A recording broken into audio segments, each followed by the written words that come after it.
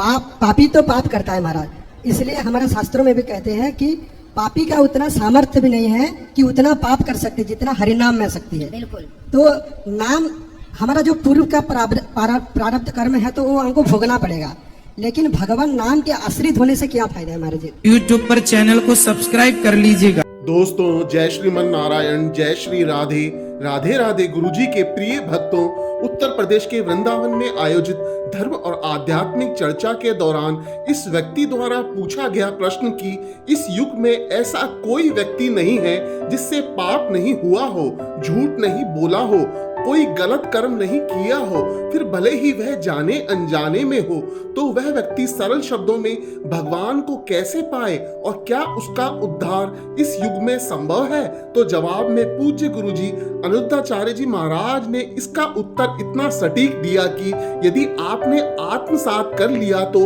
आपका कल्याण संभव है।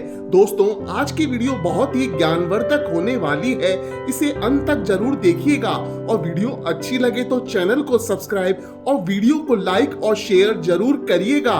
राधे राधे। महाराज जी राधे राधे। राधे राधे। हम जगन्नाथपुरी उड़ीसा से आए हुए हैं। अच्छा। और जय जगन्नाथ। जय जगन्नाथ। अभी तो रथ यात्रा चल रहा है। आज जगन्नाथ जी का रथ में तीनों रथ में स्वर्ण का वेश होता है और जगन्नाथ जी आज राजेश्वर वेश में दर्शन देते हैं।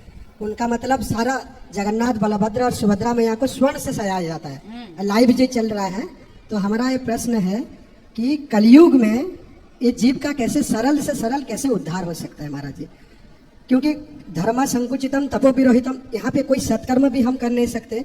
अगर साधारण मनुष्य कैसे भगवान को प्राप्त कर सकता, कैसे भगवान की निर्मल भक्ति प्रेमा भक्ति को प्राप्त कर सकता, ये आप कृपा करिए हमको बताइए थोड़ा। कृते अध्यायते विष्णु त्रेतायाम यजतो मखई द्वापरे परिचर्यायाम कलौ केशव कीर्तनात्। कलयुग में केवल भगवान नाम सत्य की राह पर चलिए, किसी का बुरा ना चाहिए, किसी का बुरा ना करिए और बस भगवान नाम के भरोसे भगवान के आश्रित कर्म करिए अपना। जी महाराज। इस नाम के बल पर ही, नाम रूपी नौका से ही हम भवसागर को पार कर जाएंगे। केवल नाम, वो भी ईमानदारी से अपना कर्म करते हुए, भगवान पे पूरा विश्वास। पापी तो पाप करता है महाराज, इसलिए हमारे शास्त्रों में भी कहते हैं कि पापी का उतना सामर्थ्य भी नहीं है कि उतना पाप कर सकते जितना हरिनाम में शक्ति है। बिल्कुल। तो नाम हमारा जो पूर्व का प्रारब्ध कर्म है तो वो हमको भोगना पड़ेगा, लेकिन भगवान नाम के आश्रित होने से क्या फायदा है महाराज जी। नहीं भोगना पड़ता ना। हाँ। देखो लिखा है रामचरितमानस में। जी महाराज। सनमुख होहि जीव मोहि जबहि जन्म कोटि। जन्म कोटि मतलब करोड़ों जन्म। अघ मीन्स पाप। अघ नाशहि तबहि मतलब जब व्यक्ति भगवान के सन्मुख आ जाता है कि हे प्रभु मैं आपका हूँ, मैं अपराधी हूँ, क्षमा कीजिए, स्वीकार कीजिए, तो जब प्राणी भगवान के शरणापन्न होता है तो वो करोड़ों जन्मों का पापी क्यों ना हो। कोटि विप्र बध लागे जाहू आए शरण तजिए नहीं ताहू। करोड़ों ब्राह्मणों की हत्या करने वाला हत्यारा भी भगवान की शरण में आके क्षमा मांग ले तो भगवान इतने करुणा निधान है कि उस पापात्मा को भी सब स्वीकार करते हैं और भूल जाते हैं कि इसने कोई पाप किया है। पूतना कौन सा पुण्य करने वाली थी, जहर पिलाने आई, तार दिया कि नहीं। तो भगवान कहते हैं मेरे सन्मुख आओ, तुमने पाप किए हैं, मैंने पाप किए हैं, पर मैं भगवान के आश्रित हूँ, शरण में हूँ, तो मेरे पिछले जन्म के पापों को भगवान ना भुगाएंगे, वो क्षमा। लेकिन तब जब अनिरुद्धाचार्य पूर्ण रूप से समर्पण भाव से भगवान के आश्रित हो जाए तब भगवान कहते हैं मैं सब क्षमा कर दूंगा। सर्वधर्मान परित्यज्य माम एकम शरणम व्रज अहम त्वा सर्व पापेभ्यो सारे पाप मोक्षयिष्यामि मा शुचा। मैं तेरे समस्त पापों का नाश करके तुझे मोक्ष का अधिकारी बनाऊंगा। ये गीता का वचन है।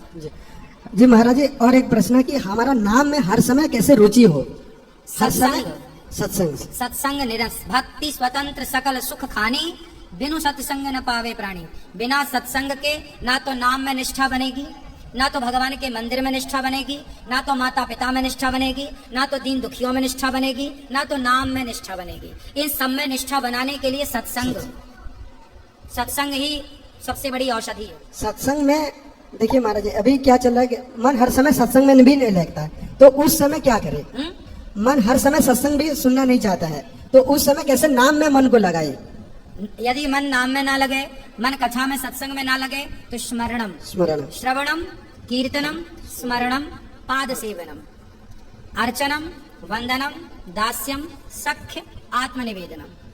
श्रवणम कथा सुनो, नहीं सुन पाओ, कीर्तनम कीर्तन करो, कीर्तन नहीं कर पाओ, स्मरणम, स्मरण भगवान का, आप बैठे हैं, आप कहीं भी काम कर रहे हैं, कहीं जा रहे हैं, स्मरण प्रभु का, हे नाथ मैं आपको कभी भूलूं नहीं, ये स्मरण। स्मरणम पाद सेवनम, अपने माँ के पांव दबाओ, ऐसा भाव बनाओ कि मैं भगवान श्रीमन नारायण के चरण दबा रही हूँ या दबा रहा हूँ। स्मरण पाद। अर्चनम, तुलसी मिल जाए, तुलसी से श्रीमन नारायण चरणों शरणम प्रपद्ये श्रीमते नारायण नमः, अर्चन कर दो। अर्चनम वंदनम, हे प्रभु आप ही हमारी माता हो पिता हो, वंदनम। शक्य, हे प्रभु आप हमारे हैं। दासम, हे प्रभु हम आपके दास हैं। आत्मनिवेदनम, हे प्रभु तेरा तुझको अर्पण, क्या लाजे में कुछ भी आ जाए, नवधा में एक भी आ जाए। जी महाराज जी, बहुत बहुत धन्यवाद महाराज।